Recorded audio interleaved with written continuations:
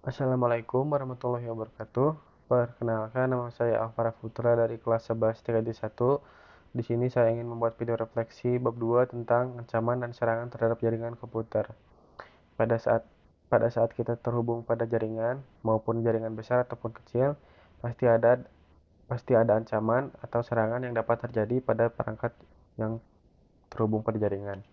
Maka dari itu kita harus meningkatkan keamanan jaringan kita. Di antaranya itu ada beberapa 3 ancaman atau serangan yang dapat terjadi. Yang pertama adalah serangan fisik. Serangan fisik, kebanyakan orang menganggap serangan jaringan hanya pada non hardware-nya saja. Padahal bisa terjadi pada hardware itu sendiri. Seperti contohnya ketika perangkat hardware kita di hacking, bisa terdapat bahwa hardware kita tidak bisa berfungsi secara normal lagi. Dan ada dampak negatifnya juga, yaitu kerusakan pada kabel, kerusakan hardware, hard disk, dan korsleting. Dan ada juga lain-lainnya juga. Yang kedua adalah serangan logik. Serangan ini adalah yang sering terjadi pada jaringan.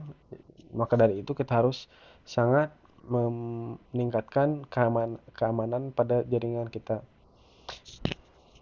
dan perangkat-perangkat kita yang kita gunakan. Ada banyak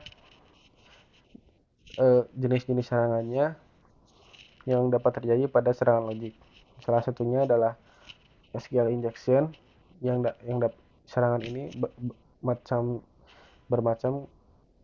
Si penyerang menyerang atau menghacking perangkat kita, dan penyerang akan dapat mengakses basis data pada sistem perangkat yang kita gunakan. Dan ada banyak lagi serangan logik seperti virus, spam, atau phishing. Yang ketiga adalah peralatan pemantau serangan atau ancaman. Peralatan ancaman serangan itu biasa disebut monitoring device.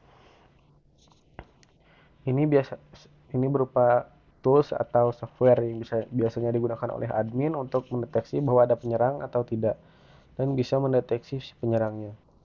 Ada 3 tools atau software yang dapat kita gunakan, yaitu Autobus. Autobus berfungsi untuk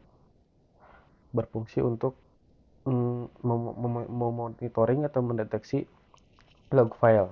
Log file itu adalah untuk seperti log file itu berfungsi untuk mengakses atau memonitoring atau mendeteksi aktivitas jaringan. Yang kedua adalah Courtney dan port scanner. Ini adalah berfungsi untuk mendeteksi port scanning. Ini biasanya disebut port scanning, yang fungsinya itu untuk memonitoring lalu lintas jaringan. Yang ketiga adalah port itu berfungsi untuk mendeteksi pola perjaringan. Apabila ada pola yang terdeteksi, dia akan mengirimkan alert. Sekian video refleksi dari saya. Mohon maaf banyak kesalahan. Terima kasih. Wassalamualaikum warahmatullahi wabarakatuh.